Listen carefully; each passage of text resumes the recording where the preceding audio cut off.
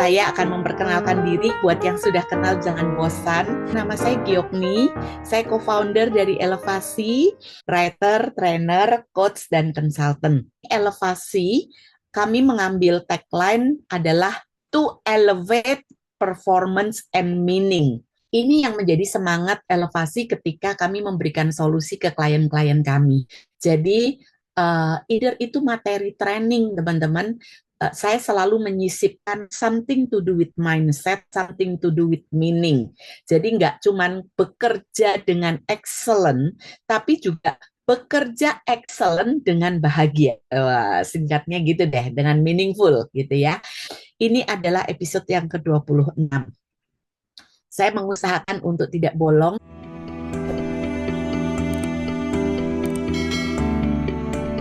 Kebahagiaan kami ya ketika kami dari tim Elevasi menyampaikan sesuatu dan audiens kami mendapatkan aha moments. Itu sungguh membahagiakan kami. State saya selalu bahagia ketika berbagi kepada teman-teman semua. Apapun bentuk ininya ya, either itu town hall lah, atau itu seminar, atau sesi 2 jam, atau 2 hari, atau 5 hari gitu. Yang terakhir adalah facilitating kit, happy to serve, yang ini sedang direncanakan untuk kelas online-nya. Jadi Bapak Ibu yang sudah memiliki kitnya, pastinya Anda bakal asik banget kalau ada sesi onsite-nya. Inilah dia Elevasi Talk yang ke-26, from FOMO, Fear of Missing Out, to JOMO, Joy of Missing Out. FOMO, Fear of Missing Out. Takut ketinggalan, takut kehilangan momen, kesempatan gitu ya. Nah, FOMO ini dari sejak tahun 2000-an sebenarnya sudah muncul teman-teman. Siapa yang memunculkan? Salah satu mahasiswa dari Harvard University, di mana seiring dengan waktu itu sudah lahir sosial media ya.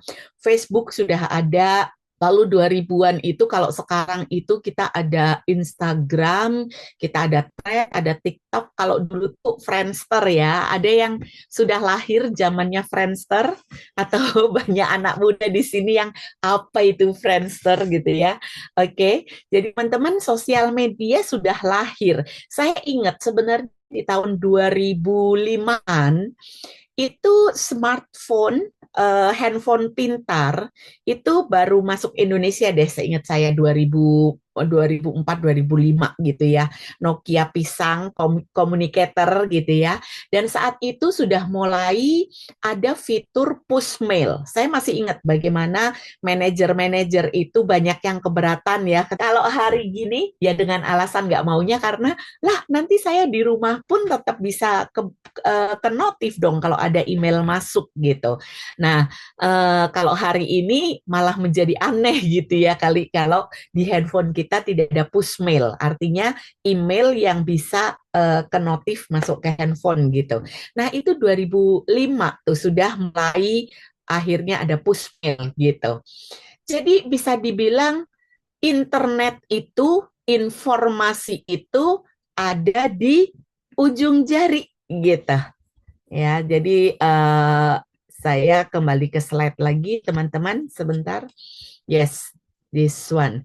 Jadi tahun 2000, awal tahun 2000-an istilah FOMO sudah mulai terkenal tuh, teman-teman. Gara-gara yaitu mereka orang-orang Harvard itu, anak-anak Harvard itu, mahasiswa Harvard itu, mereka bilang, wah ini kok teman-teman udah pada lepas dari handphonenya gitu, browsing, browsing, browsing gitu kan, atau bersosial media, networking gitu, ketemu, menemukan teman gitu kan. Nah, disitulah mulai ada istilah FOMO, fear of missing out, karena bisa lepas dari tangan ini, nggak bisa lepas dari handphone. Kalau tadi tahun 2005 sudah mulai orang nempel sama gadget dan mulai cari informasi, networking, semua di ujung jari. Tahun 2026 hari ini, apa kabarmu? Berapa banyak akun sosial media yang kau punya? Seberapa aktif dirimu memposting? Atau enggak Bu, saya nggak pernah memposting. Nah, pertanyaan berikutnya, fine. Mungkin engkau tidak mengupload, tidak mengunggah konten. Seberapa aktif dirimu scrolling? Artinya saya pasif, pasif secara aktif. Yang mana itu pun berarti Anda pun berarti secara actively using the social media gitu. Nah, seberapa banyak, seberapa lama screen time kita. Lalu kemudian sekarang ini sudah sangat canggih. Kita suka ngecek kemana gitu ya. Tiba-tiba diserbu deh dengan iklan-iklan itu. Lalu kita segera lari ke, wah, kan bahkan sekarang tujuan atau sasaran para digital digital business adalah seamless, semulus mungkin, nggak perlu ganti window, nggak perlu ganti layar gitu ya. Akhirnya kita belanja nggak langsung belanja. Karena apa? Aduh, kok ternyata ini bagus ya. Oh, ternyata kok ini fiturnya lebih lebih lengkap ya. Begitu seterusnya. Sampai akhirnya kita membuat sebuah keputusan atau yang setelah barangnya datang, loh kok kudunya gua nggak beli, kenapa gua beli gitu kan? Teman-teman, inilah dia. Kita hidup di era di mana informasi begitu membanjiri kita. Kita mungkin sudah sering dengar, tantangan kita bukan tantangan mencari atau memperoleh informasi, tapi bagaimana kita bisa mengelola dan tetap waras di tengah informasi yang begitu overexpose. Kata-kata ini sangat menjadi kunci ketika kita mau membahas tentang FOMO. Kita berada di era yang disebut dengan overexpose. Begitu banyaknya informasi, begitu banyaknya tawaran-tawaran.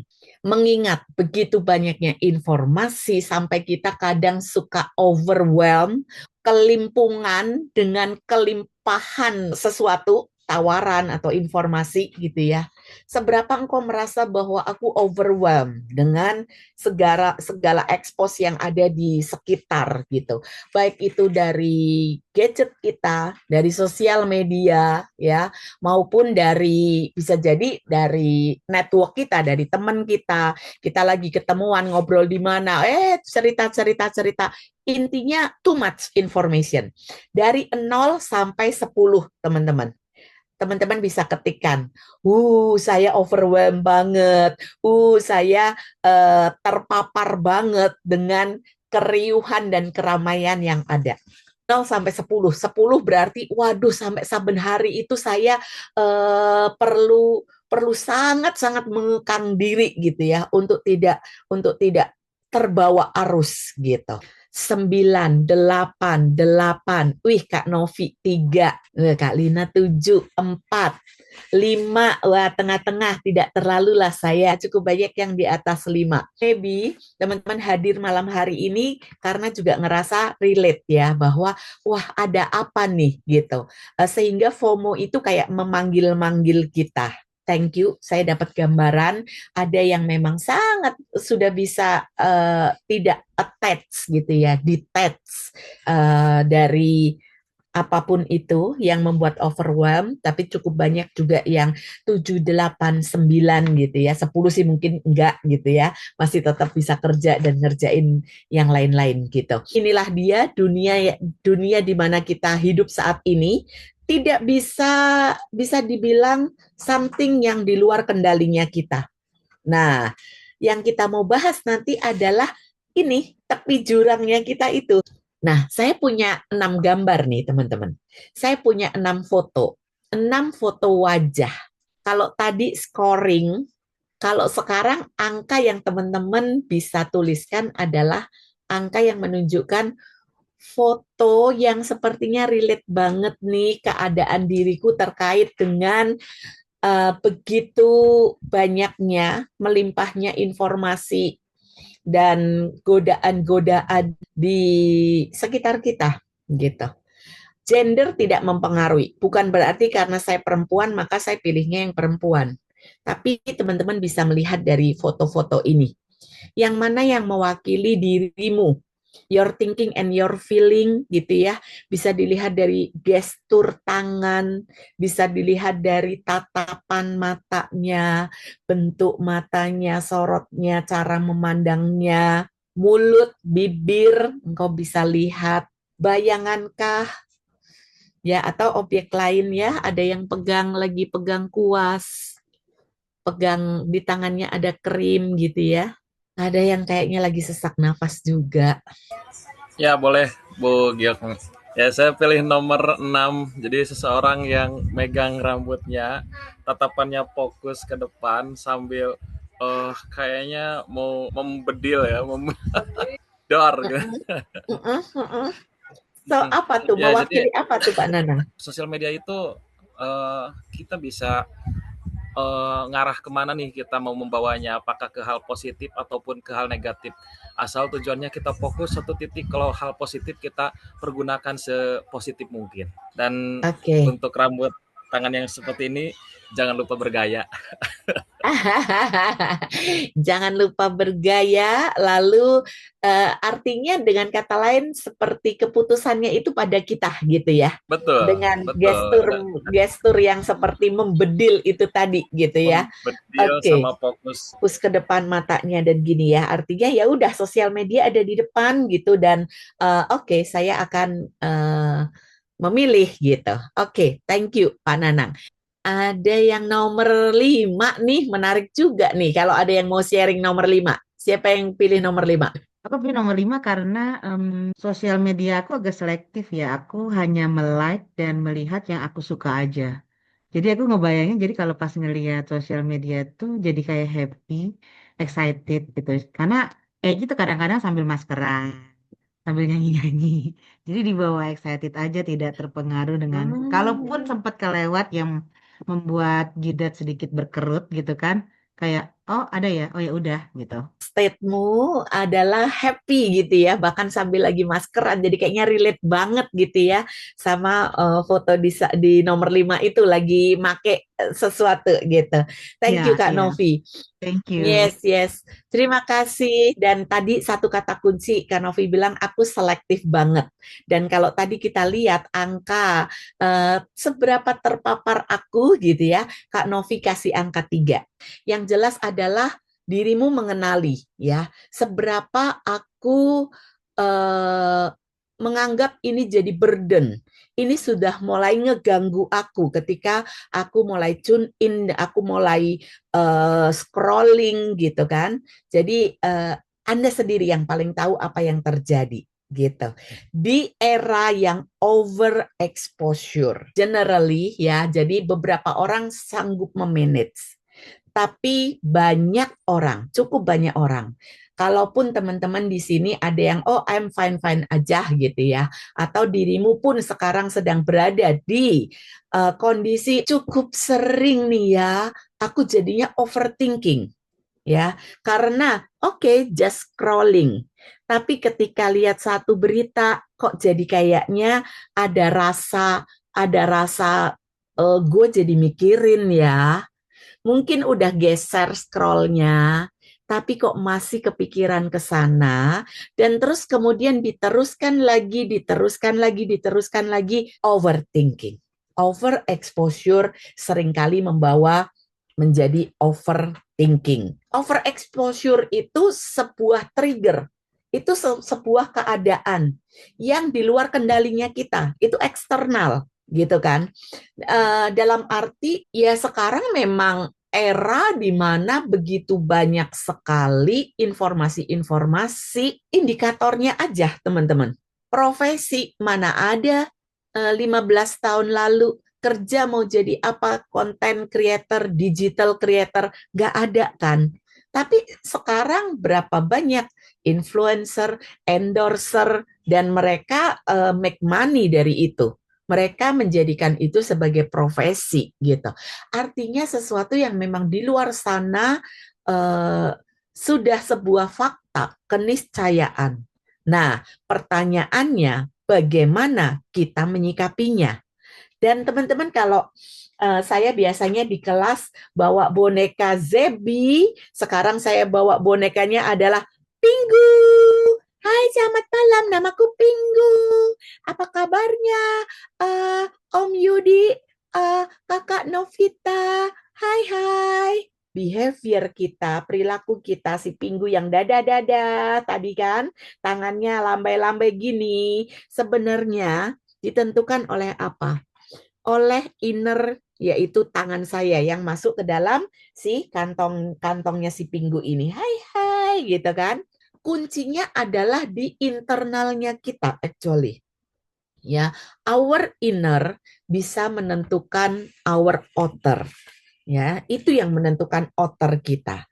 Jadi kita malam hari ini akan pretelin nih teman-teman. Kita akan membuat slow motion. Apa sih yang terjadi ketika aku melihat pemicu? Ketika aku mendapatkan informasi yang begitu banyaknya. Kita ngeliat di Instagram. Wah, wah, dapat penghargaan. Kategori apa? Wah, jadi 100 orang berpengaruh di Indonesia. Wow, gitu ya. Wah, lagi gala dinner. Wah, lagi dandan cantik banget, pegang trofi. Lalu, wah, lagi jalan-jalan ternyata. Wah, lagi ke Las Vegas. Wah, lagi makan cheese fondue tuh. Di mana tuh ya? Lalu kemudian kita mulai browsing lagi. Teman-teman, fine. Ketika kita melihat, just melihat, atau ketika ketemu dengan teman dan teman mulai ngobrol, lu nggak ikutan padel? Ih seru tahu. Ih lu nggak ikutan arisan ini bla bla bla bla bla bla. Ih kamu kok gitu sih? Nggak gaul sama kita nggak bisa kendalikan apa yang berseliweran itu, apa yang masuk ke telinga kita, apa yang kita lihat. Apa yang bisa kita lakukan adalah ngecek. Cuman sebelum ngecek, teman-teman, sebuah reaksi yang sangat manusiawi adalah ketika melihat sesuatu, kita akan versuskan dengan keadaan kita.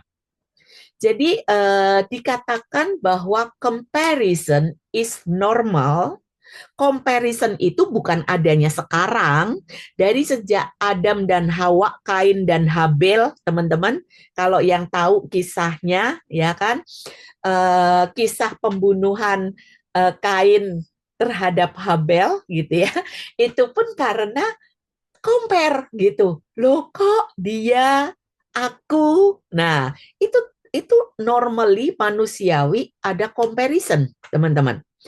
Lah, dia kan anak nakal, bocah yang nakal, minggat dari rumah, minta warisan duluan gitu. Aku anak baik-baik loh, di rumah aja loh. Kenapa bapak gue? Nah, ya kan yang namanya comparison itu sesuatu yang sebenarnya wajar saja. Ketika tadi ngelihat, gile, temen aku dapat penghargaan, dapat award. Jadi misalnya 10 wanita ter bla bla bla gitu kan. Lalu kemudian itu kulihatnya ketika aku lagi pakai daster, ketika aku lagi pakai roll rambut, ketika aku habis ngosek WC, atau ketika aku lagi habis selesai masak dan habis ini mau antar anak sekolah. Setelah itu, seabrek lagi daftar yang perlu dilakukan, lalu kemudian jemput anak sekolah, lalu kemudian nganter les. Setelah itu aku masih perlu ketemu dengan calon klien atau prospekku. Apa yang dilihat mulai di-compare dengan keadaanku. Nah, yang hati-hati adalah setelah itu, teman-teman.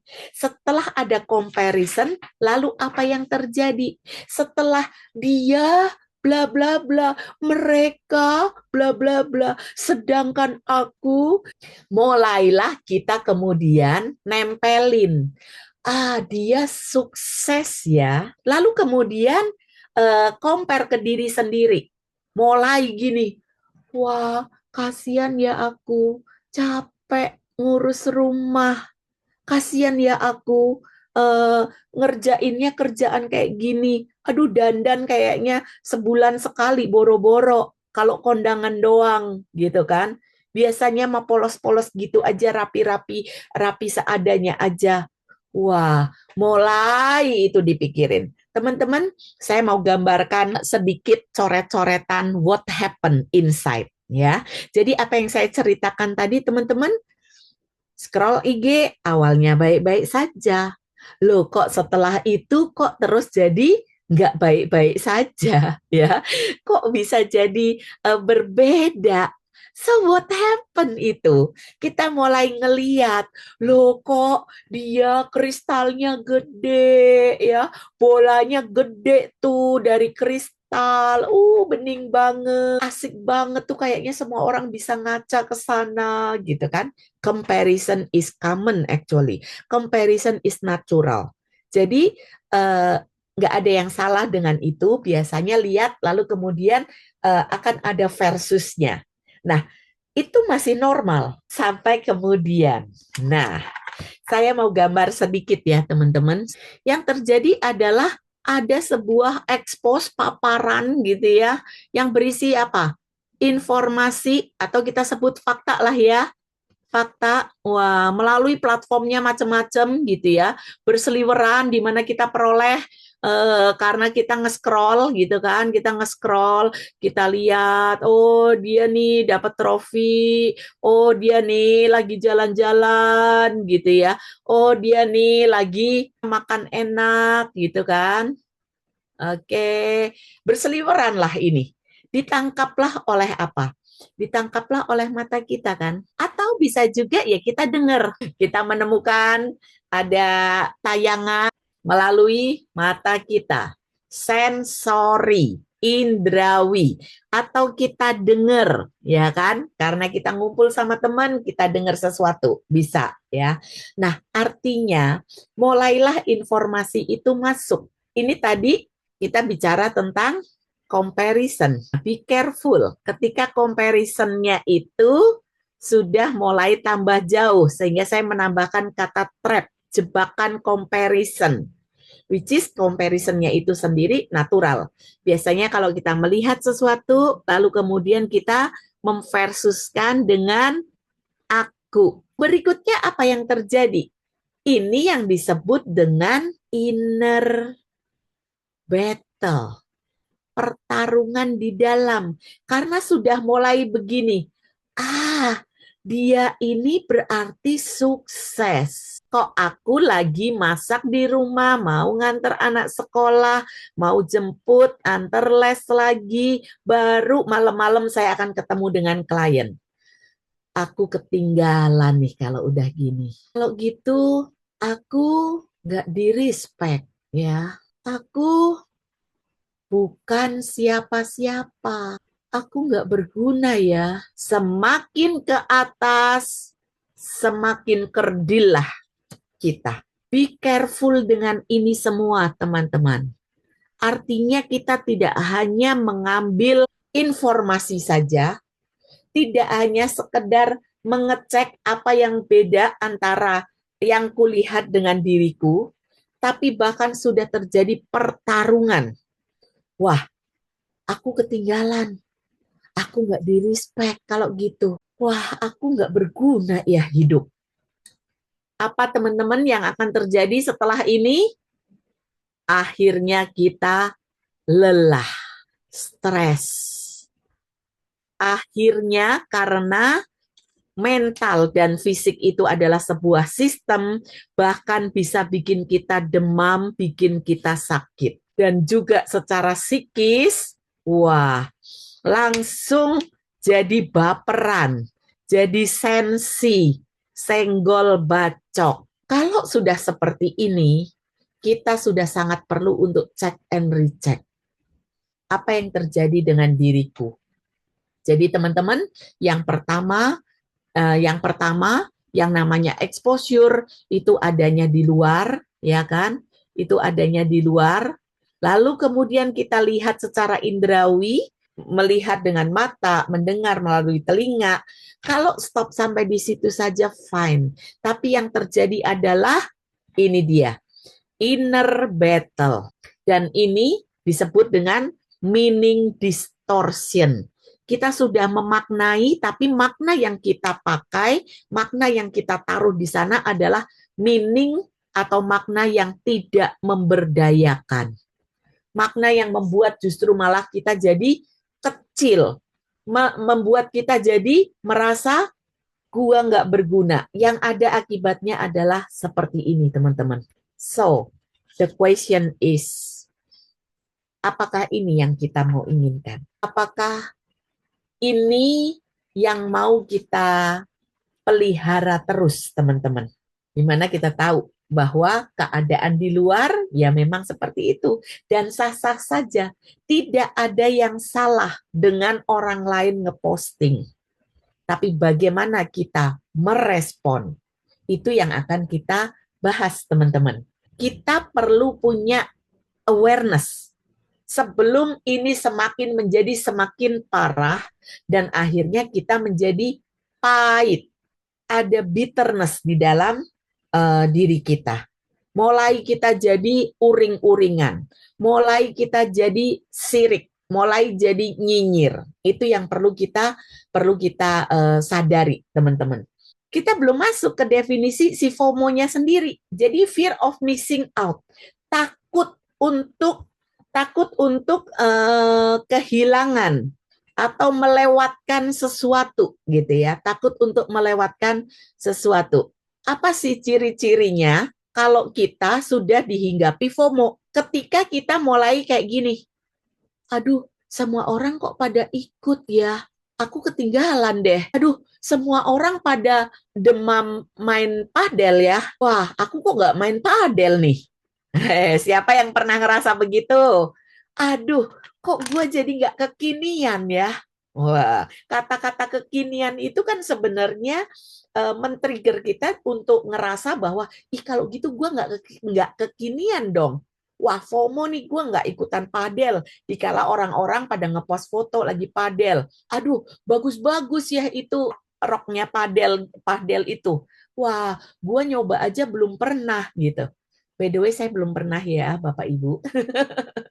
Nah, nanti saya akan cerita bagaimana mengatasi si FOMO ini. Saya tidak against ya, tidak against untuk orang yang, ih, gue mau padel. Hey, congratulations. Engkau yang tadinya nggak olahraga, engkau jadi gara-gara ada padel dan ada temen yang ngajakin dan jadi seru, dan engkau main padel, it's okay, justru itu bagus banget. Dari nggak olahraga, engkau jadi olahraga dan memilih padel. Kata kuncinya barusan, memilih padel, ya kan? Nah, tapi bayangkan ketika Gyokni yang sudah pakai personal trainer di gym, pilates reformer, terus kalau ada treadmill atau jogging, terus kalau ada event lari ikut lari. Bayangkan kalau Gyokni nambah lagi padel. Itu artinya saya sudah FOMO karena sudah nggak ekologis lagi untuk saya menambahkan satu olahraga itu lagi. Mulai check and recheck ya. Misalnya, wah aku jadinya ikut nih, soalnya diajakin teman-temanku. Tapi terus akhirnya apa? Kecapean karena too much. Dan akhirnya nggak meaningful buat aku karena cuman ikut-ikutan aja. Nah, itu salah satu ciri-cirinya FOMO, teman-teman. Atau FOMO itu ya itu tadi, wah hidupku jadi kurang. Jadi kepengen apa yang dilihatnya itu dimiliki juga. Ketika mulai ada kata harus ikut nih, harus punya, harus sekarang. Saya lari saya lari yang mau dibilang paling buntut kalau pas lagi event lari nggak juga. Ya 20% lah ya. Saya ada di 20% buntut. Jadi bukan yang paling buntut gitu ya. Ininya, finishnya. Bayangkan kalau saya mulai ngelihat, gila ini orang, gila PES 4, PES 5, 5 kilo, dia bisa 20 menit gitu. Terus kemudian saya mengejar itu harus sekarang, maka saya sudah FOMO. Saya sudah memaksakan diri. Artinya kata harus, kata maksa, itu salah satu ciri-cirinya teman-teman. Aku kudu punya. Nah, ciri-cirinya lagi adalah kalau ini tentang harus ikut, harus punya, harus sekarang. Dan kemudian, wah, aku kurang. Jadi merasa bahwa aku belum cukup, terus aja merasa belum cukup, aku kurang sukses, aku belum jadi orang, aku belum menjadi orang sebagaimana mestinya. Ketika pikiran-pikiran ini muncul, so tandanya bahwa kita sudah mulai berada di area fear. Tentu saja ketika kita fear, maka ini ngasih kode ke kita untuk ayo segera, segera, segera. Apalagi secara psikologi ada dua dasarnya nih teman-teman. Yang pertama adalah loss aversion. Orang itu nggak kepengen kehilangan. Orang nggak kepengen kehilangan. Sehingga ya dia, aduh, aku pengen punya, aku pengen ini segera gitu. Jadi orang nggak kepengen kehilangan. Dari sini, malam ini saya kepengen ngajak teman-teman untuk just rechecking ke diri sendiri aja gitu. Seberapa sehat atau kurang sehatnya aku ketika melihat trigger atau expose di luar. Apakah mulai muncul ya rasa aku belum cukup, aku belum punya, aku kudu, aku maksa. Sedangkan hal-hal itu tidak ekologis. Apa sih teman-teman yang perlu kita lakukan? Ketika tadi ada expose, terus kemudian terjadi inner battle, pertarungan di mana pertarungan di dalam inilah yang sebenarnya melelahkan. Expose-nya sendiri enggak. Yang bikin kita capek, yang bikin kita lelah, itu adalah makna yang kita taruh ketika kita melihat sesuatu. Oh, dia sukses. Oh, dia punya, berarti aku nggak punya. Oh, berarti malang aku, ya. Berarti aku kesian ya. Ya ampun, kok aku hidupnya gini ya. Dan mulai kemana-mana. Mari kita lihat. Loh, Bu Giok nih kok ikut lari juga? Lari juga, jangan-jangan Bu Giok nih FOMO. Wah, nah ini teman-teman yang saya mau cerita. Jadi larinya saya itu di jelang umur 50 tahun. Jadi waktu itu saya sudah PT cukup lama, personal trainer di gym gitu ya. Jadi dia ngelatih strength, lebih banyak strength kan ya, dilatihnya di gym. Lalu kemudian dia bilang gini, Bu, Ibu ikut event lari aja. Kami kebetulan saya dan satu orang temen namanya Mevi gitu ya. Kita PT-nya sama, personal trainernya sama. Terus si PT saya ini bilang gini, Bu Gyoki ikut event lari aja. Nih mumpung si Mevi ikut gitu. Nanti tak titipin Mevi supaya jagain Bu Giok nih gitu. Terus akhirnya iya ya, kenapa nggak aku nyoba? Terus kemudian saya mikir gini, bagus juga nih olahraga yang butuh endurance, yang butuh tahan melakukan hal-hal yang sama gitu ya, 5 kilo lari gitu kan ya. Terus jadi saya bilang, iya deh aku nyoba.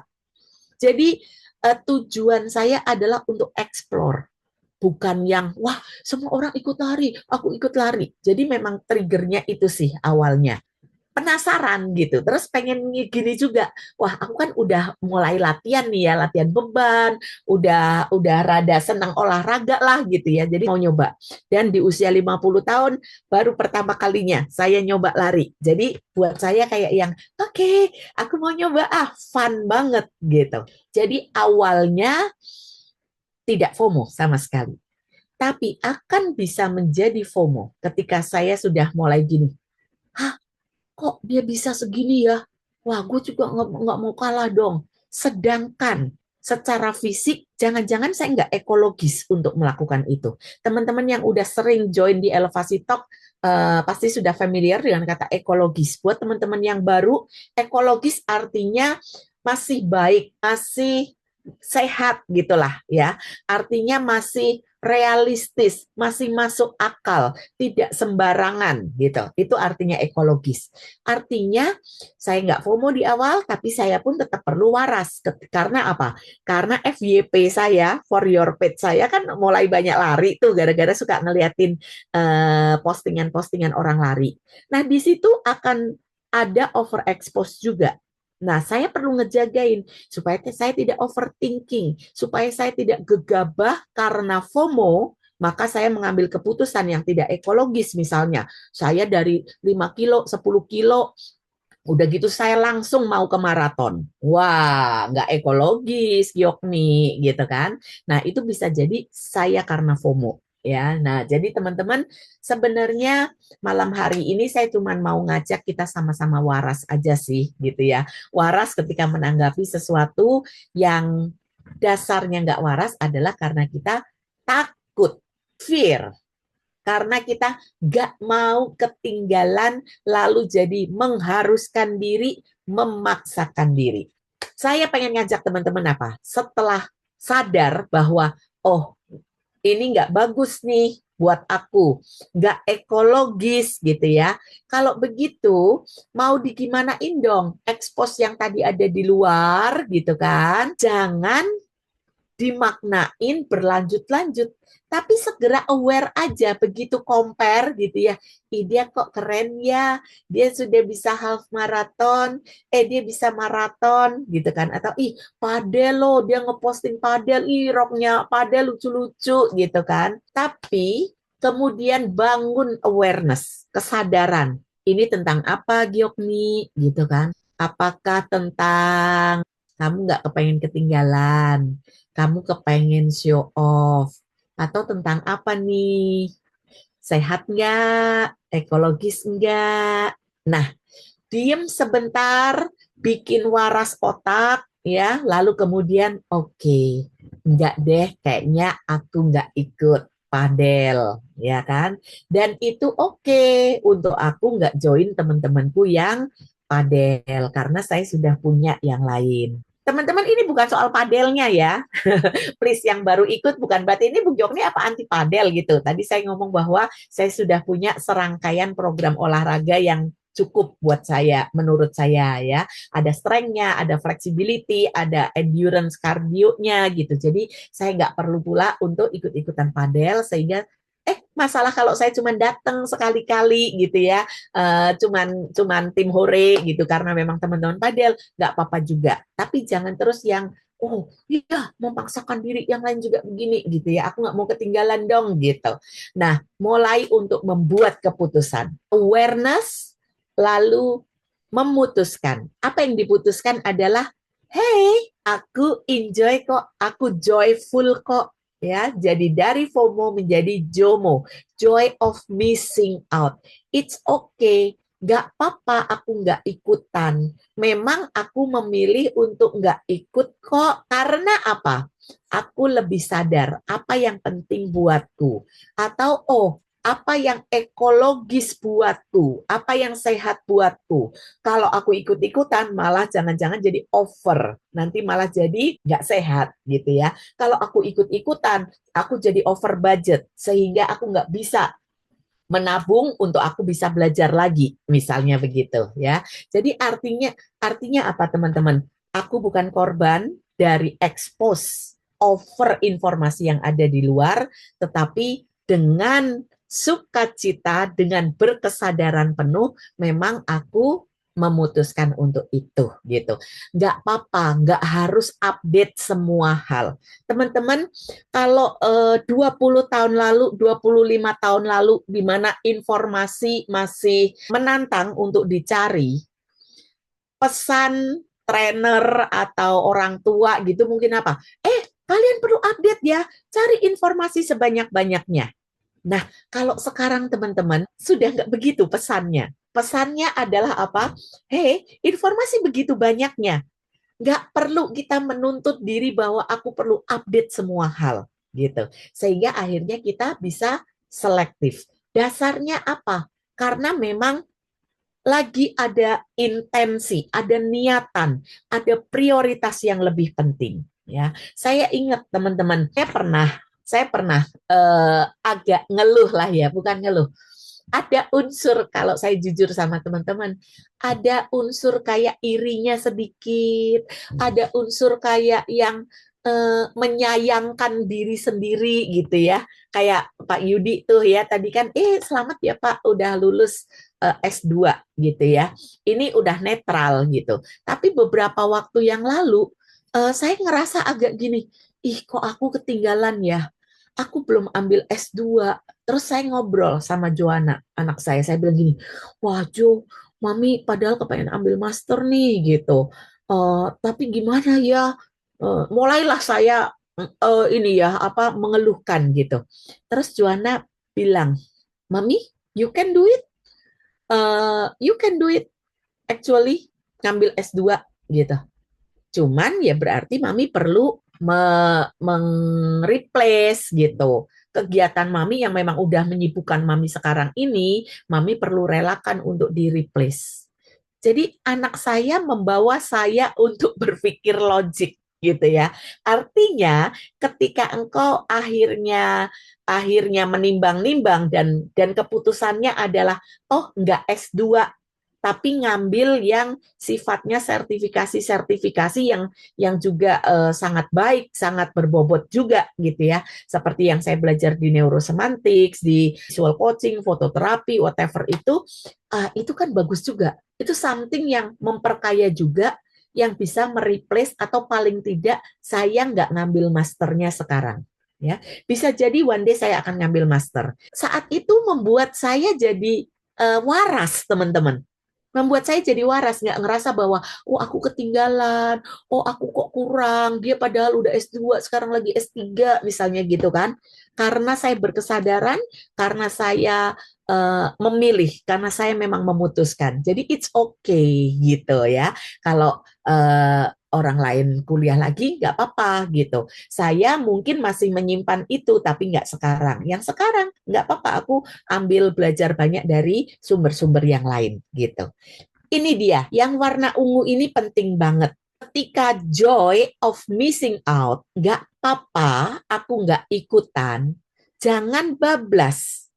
Ini kalau Michael Hall bilang kafeatnya. Kafeat itu yang perlu diwaspadai. Jangan terus ekstrim gitu. Gara-gara, nggak apa-apa missing out gitu. Mendingan aku jadi makhluk yang sendirian aja gitu ya. No, bukan berarti antisosial.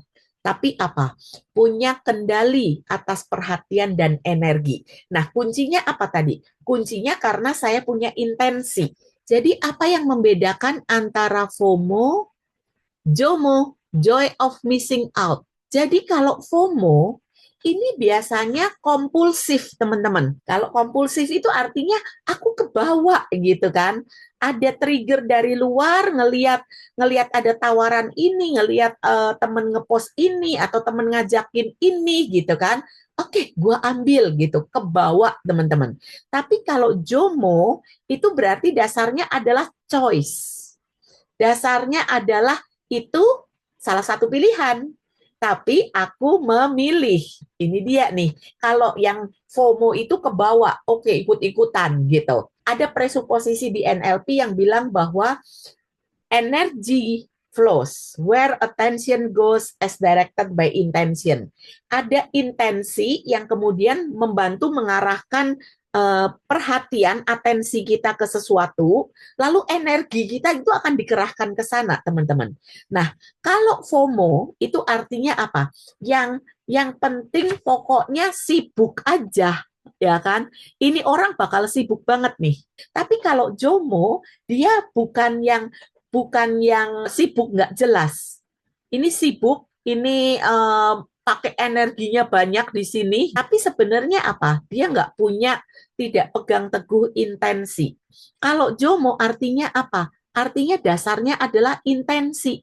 Aku ada niat apa, hal penting apa, itu yang aku pegang. Ketika aku sangat paham, hal yang penting buat aku itu adalah kesehatan, maka ketika ada orang yang ngajakin arisan sosialita pakai dress code misalnya tiap bulan, waduh itu kayaknya bukan gue banget, dan intensiku yang lain, mending dananya aku alokasikan buat member ke gym misalnya, atau buat beli treadmill, alat olahraga gitu ya. Sehingga kita bisa dengan waras untuk bilang, oh aku tidak ikut yang itu, karena aku memang sedang punya niatan ini.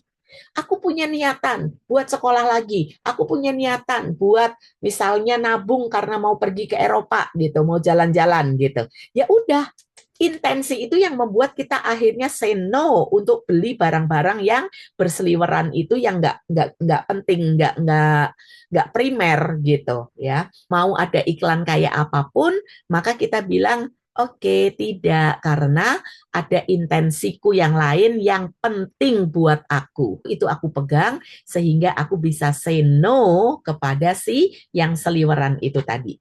Lalu, karena ini pokoknya sibuk aja, jadi ini sifatnya scattered. Scattered itu berantakan gitu, banyak tapi berantakan.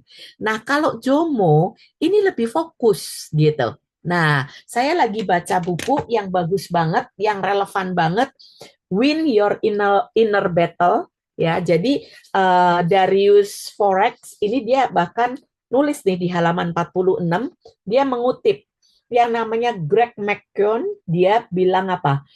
Disiplin pursuit of less. Jadi kita perlu untuk disiplin pada sesuatu yang nggak usah banyak-banyak, yang fokus aja gitu. Dan di sini diajarkan untuk belajar untuk say no. Seringkali kita kebawa FOMO karena kita sendiri nggak tahu apa yang ku mau, apa yang penting buat aku, dan itu aku mau. Nggak clear, nggak jelas. Sehingga kita perlu tahu sebenarnya apa sih gue mauku apa, fokusku apa, hal yang penting apa. Itu sangat membantu sekali buat kita untuk nggak ikutan FOMO. Tapi akhirnya I choose untuk tidak memilih itu karena memang ada kepentingan lain. Nah, FOMO artinya apa? Kendalinya di luar. Kita dikendalikan oleh iklan. Kita dikendalikan, emosi kita dikendalikan oleh visual yang kita lihat. Lah, mereka nggak salah apa-apa loh sebenarnya, gitu kan ya. Oke, that's why saya bilang FOMO itu artinya apa? Hidup kita remote controlnya dikasih ke orang.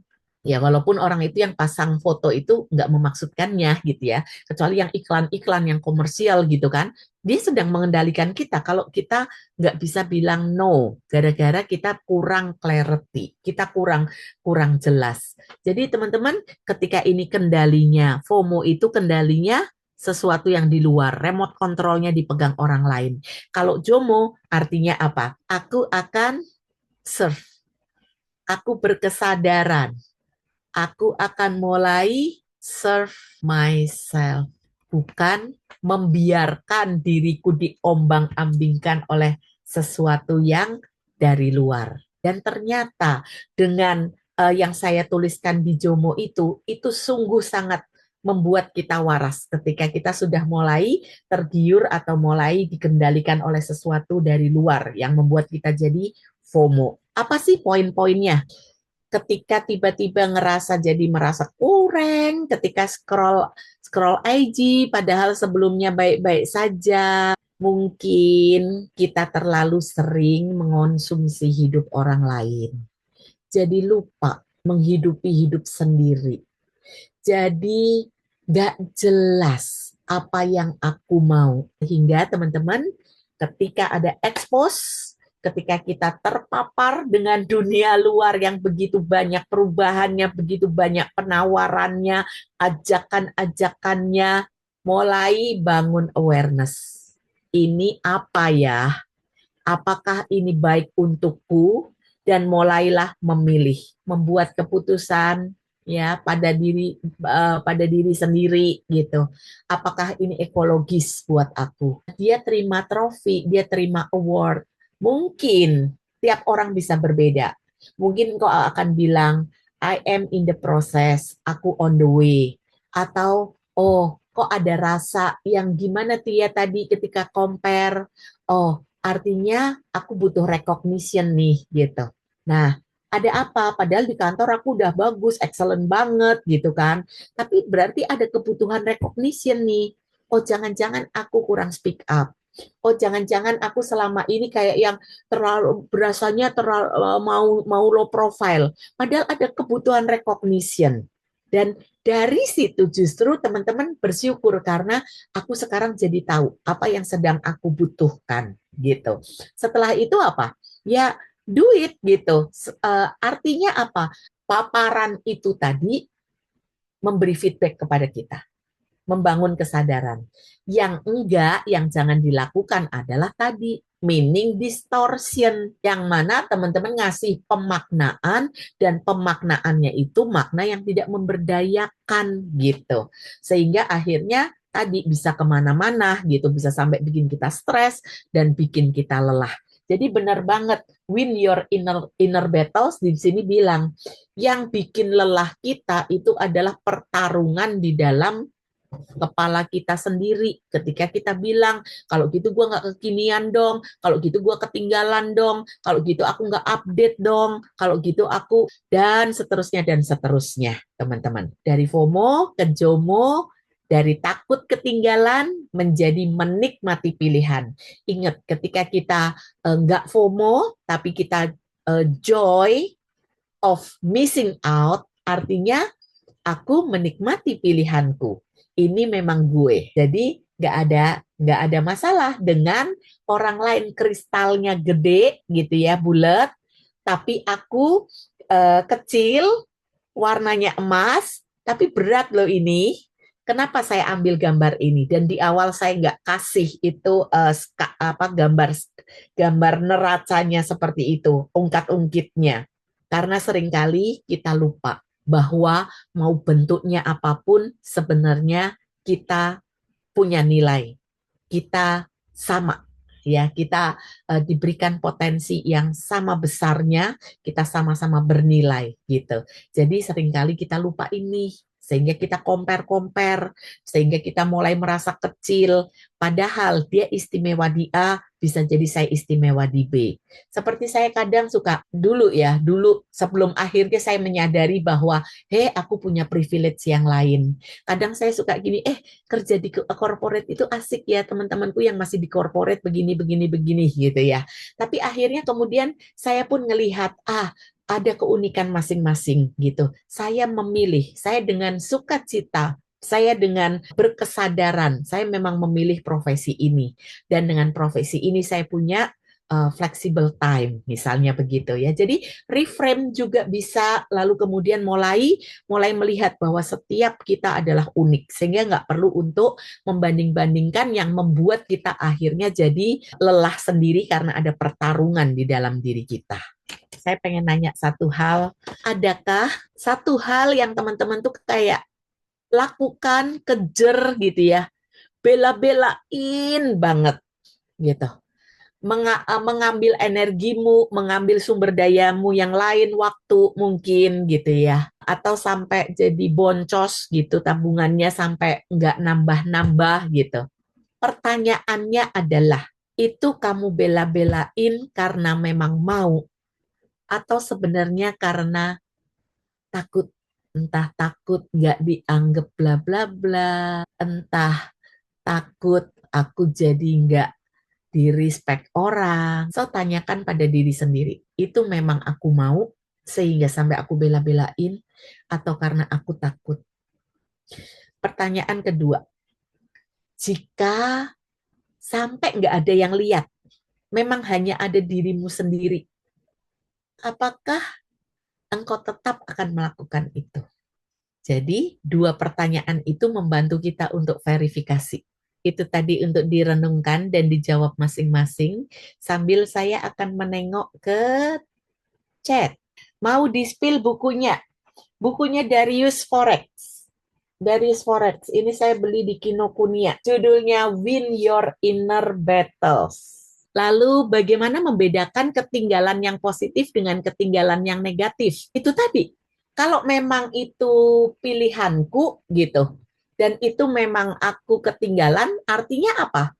Ketinggalan yang faktual, ketinggalan yang fakta, bukan ketinggalan karena pemaknaan gitu. Wah, aku ketinggalan nih, aku masih di grade C, sedangkan temanku yang seangkatan ada di grade E. Dan memang itu ada di intensinya aku, di area yang memang tracknya tuh sama gitu. Nah, itu feedback yang positif. Ngerasa ketinggalan yang positif, karena masih ada di intensi itu. Tapi ketika yang, lah ketinggalan ya di sana, terus kita beralih, ikut-ikutan ke sana. Nah, itu ketinggalan yang berupa pemaknaan, yang artinya kita loncat keluar dari jalurnya kita. Jadi kalau sampai terus kemudian pindah intensi, maybe ya kan, maybe kita terombang-ambing tuh. Tapi kalau kita ada di jalur yang sama dan itu jadi feedback aja gitu. Oh, kalau dia aja bisa, berarti aku sebenarnya bisa. Nah, itu kesadaran terbangun. Lalu mulai ada clarity, kejelasan. Lalu, oh apa nih yang kubutuhkan? Yang kubutuhkan adalah direction. Kalau gitu aku perlu cari mentor. Nah, yang ada adalah apa? Effort, dan itu positif. Itu tidak akan bikin lelah inner battle. Jika kita sudah punya tujuan yang jelas dan memang yang kita inginkan. Tapi kita sadar kalau usaha kita belum maksimal sehingga hasil yang kita harapkan tidak sesuai yang diinginkan. Maka muncul perasaan kurang nyaman atau tidak lega atau ada yang kurang dalam diri. Bisa dikatakan seperti orang paling bodoh atau kurang di antara orang-orang. Perasaan ini bisa berlangsung cukup lama dan terkadang masih sering teringat dan membuat tidak nyaman. Bagaimana mengatasi case seperti ini? Sampai di tengah kalimat, saya masih setuju. Maksudnya itu normal, itu biasa. Jadi kan ditulis sama Kak Afri kan bilang gini ya, maka yang muncul adalah perasaan kurang nyaman atau tidak lega. Ini yang disebut dengan emosi. Emosi itu definisinya apa? Perbedaan antara ekspektasi dengan kenyataan. Artinya Kak Afri punya sebuah target, tapi ternyata tidak tercapai. Ini wajar, sangat wajar untuk kita punya emosi. Emosinya apa? Kadang sedih atau kecewa atau kalau Kak Afri pakai yang kata yang cukup generik ya, tidak nyaman gitu, atau kurang lega gitu, tidak lega atau kurang nyaman. Gak apa-apa, itu wajar, itu justru bagus. Dan emosi itu hanya sinyal, sinyal yang memberitahu bahwa kenyataan tidak sama nih dengan ekspektasi. Itu normal sampai di akhirnya kalimat berikutnya Kak Afri bilang apa? Bisa dikatakan seperti orang paling bodoh, kurang di antara orang-orang. Nah, ini sudah mulai sudah ada pemaknaan yang terdistorsi. Ini yang tadi saya bilang. Berhenti sampai di ada perasaan kurang nyaman atau tidak lega. Tapi setelah itu gini, so what? Apa yang bisa aku lakukan? Effort apa yang perlu aku tambahkan? Gitu. Kalimat setelahnya itu sudah bikin nggak sehat tuh Kak Afri. Aku jadi orang yang paling bodoh gitu. Are you sure? Gitu. Paling bodoh? Bener? Paling? Ukurannya apa? Gitu kan? Nah, kurang di antara orang-orang. Siapa yang ngukur? Orang-orangnya itu orang-orang siapa? Gitu ya. Itu kan terlalu banyak distorsi, pemaknaan yang tidak memberdayakan. Mulai saja dengan begini, oke, kalau memang aku ketinggalan, apa yang perlu aku lakukan? Jadi awareness-nya berupa apa? Direction. Perasaan ini bisa berlangsung cukup lama. Ini sebenarnya masuk ke pattern self-esteem. Kita perlu mulai dengan bahwa setiap kita punya nilai yang sama. Kadang ketika kita nggak mencapai target pun, it's okay. Ketika aku tahu bahwa aku punya kemampuan untuk bangkit, untuk bisa sukses di kemudian hari. Karena aku diberikan potensi. Jadi membangun kesadaran bahwa ada kalanya memang saya agak lambat nih, tapi tetap ada kesempatan untuk naik lagi.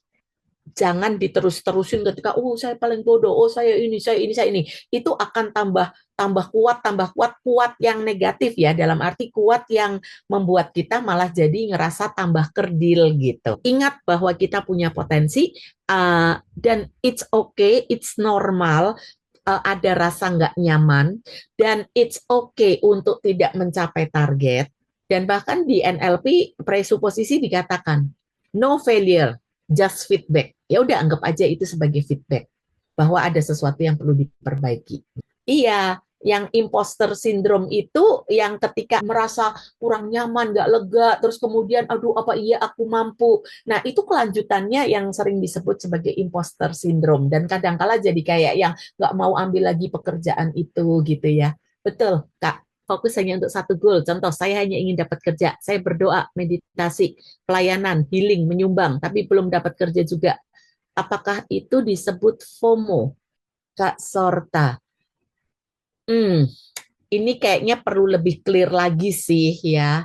Tapi kalau saya melihat dari effortnya, I don't know, apakah Kak Sorta ini kerjanya memang kerja di area pelayanan. Maksud saya ingin dapat kerja. Kerjanya ini kerja di bidang lain atau memang di area pelayanan? Saya salah satu pranic healer. Nah, sebelum saya terjun di pranic healer, saya sudah bekerja di apa putus nyambung di dunia pertambakan udang. Saya lakukan segala hal yang berhubungan dengan pranic healer agar saya dapat kerja lagi di tambak udang. Saya udah menyumbang, saya udah healing orang, saya udah istilahnya meditasi. Meditasinya juga dari 2003 sampai saat ini. Kalau melihat dari penjelasannya Kak Sorta, thank you Kak sudah mau berbagi. Ini bukan tentang FOMO-nya sih. Kalau fear of missing out itu kan kayak, aduh aku jadi kayak ke bawah ini ikut ke sana, ini ikut ke sini, terus jadi tidak fokus gitu ya. Kalau Kak Sorta, singkat yang saya bisa sampaikan adalah saya punya prinsip ora et labora. Jadi memang ada sisi bahwa terutama kita semua yang mempercayai Tuhan gitu ya, ada sisi berdoanya, tetapi ada sisi di mana usaha apa yang perlu saya lakukan.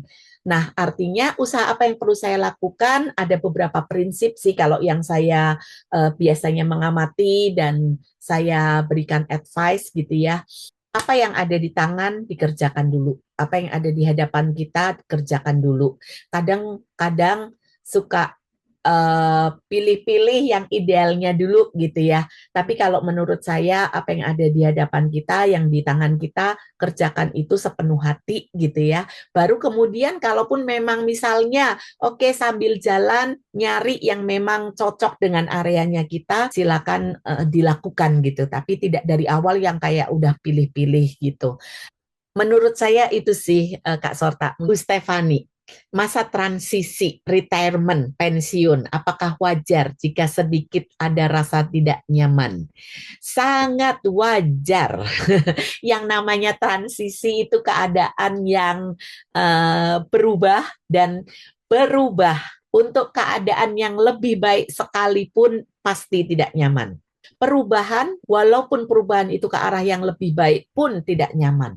Nah, jadi it's okay, itu wajar banget, Bu. Apa yang bisa dilakukan? Salah satunya bisa reframing nih, Bu. Oh, yang dulu aku nggak punya, nggak bisa, sekarang aku bisa. Nah, itu reframing.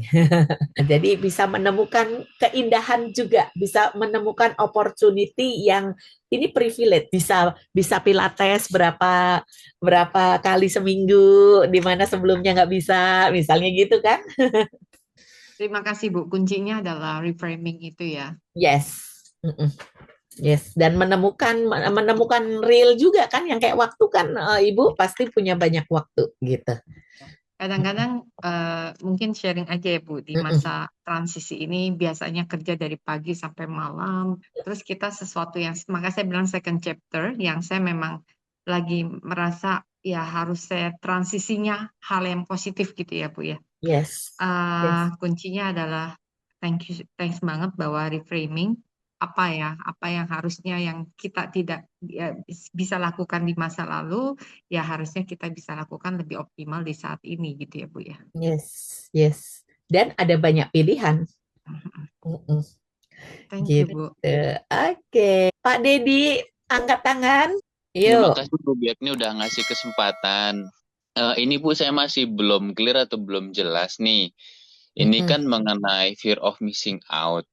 Kebetulan saya juga kan berbagi di sebuah aplikasi tentang saham, di streamnya lah istilahnya, tempat kita menulis. Banyak Bu pertanyaan, saya sudah kelewatan saham di harga segini, kira-kira masih bagus ikut nggak ya? Nah, jadi yang ingin saya tanyakan tuh, apakah solusinya memberikan mereka cara untuk memasang alarm, ataukah mereka berdamai dengan dirinya sendiri dan mencari peluang lain, Bu? Jadi gini, kalau untuk yang sudah lewat dan kita nggak bisa ngapa-ngapain, acceptance is the answer, gitu. Tapi karena ini memang masih ada di area yang sama, berarti kan kita bisa learn from the tadi mistake lah kalau kita mau anggap bahwa kok jadi kelewat gitu. So, kalau memang kita tetap memang mau fokus di sana, apa yang bisa dilakukan lebih baik? Maka muncullah sebuah action yang tadi, oh kalau gitu pasang alarm supaya bla bla bla gitu. Itu adalah real actionnya, the how-nya. Tapi untuk yang sudah lewat, ya acceptance, di-accept gitu. Soalnya kan pada beralasan, oh iya saya kerja, oh iya saya kecapean, oh iya saya ibu rumah tangga nggak sempat waktunya. Cuman saya mikir lah, masa sih sesibuk-sibuknya tetap nggak bisa. Cuman kan saya nggak bisa Nah, menyalahkan gitu Bu ya. Makanya mungkin saya coba memberikan jawaban dari Bu Giokni bahwa harus effort lebih itu satu. Dan kedua, oke. acceptance-nya bahwa yang udah kelewat kan nggak bisa diulang. Berarti acceptance itu untuk Acceptance. menghindari kekecewaan di kemudian hari. Apakah begitu Bu ya? Ya, acceptance itu intinya apa? Berdamai, menerima pada sesuatu yang memang sudah tidak bisa kita ubahkan karena sudah lewat. Tapi kalau saya tadi mendengar apa penjelasan yang kedua dari Pak Dedi, kalau menurut saya yang belum clear, yang belum kuat adalah intensinya. Jadi kalau sampai orang masih beralasan untuk tidak melakukan, atau tadi Pak Dedi pakai istilah apa iya beneran nggak punya waktu. Nah, maybe intensinya belum kuat, belum clear bahwa ini sesuatu yang penting. Kan prinsipnya sesuatu yang penting akan dibela-belain. Sesuatu yang intensinya kuat, aku clear banget, ini tuh penting buat aku, maka orang akan termotivasi dan orang akan usahakan. If the why is clear, the how is easy. Jadi kalau sampai orang how-nya aja perlu dikejar-kejar, kemungkinan why-nya belum jelas. Keren banget Bu Oke. Giokni. Emang sih berarti intensi juga Ibu berarti ya? Iya, intensi sih kalau saya dengar dari yang statement berikutnya itu tadi. Terima kasih banyak teman-teman malam hari ini. Jadi yang saya mau ingatkan 3 hal adalah apa? Banyak sekali sesuatu yang terjadinya di luar eksternal ya tidak dapat dikendalikan oleh kita, tetapi berita baiknya adalah kita bisa mengendalikan respon kita gitu. Dan hati-hati dengan battles yang ada, pertempuran yang ada di dalam internal kita, karena itu yang melelahkan. Dan mulai untuk serve yourself, serve diri kita dengan kemenangan-kemenangan kecil setiap harinya gitu ya, dan juga sebuah pemahaman bahwa kita ini unik dan istimewa. Berkesadaran akhirnya kita jadi waras ya. Kita waras dan kita tidak lelah stres gara-gara FOMO, tapi memang karena saya memilih dan saya senang dengan pilihanku karena aku jelas intensi yang mau aku tuju. Semoga bermanfaat malam hari ini. Kita foto bareng yuk. 1, 2, 3.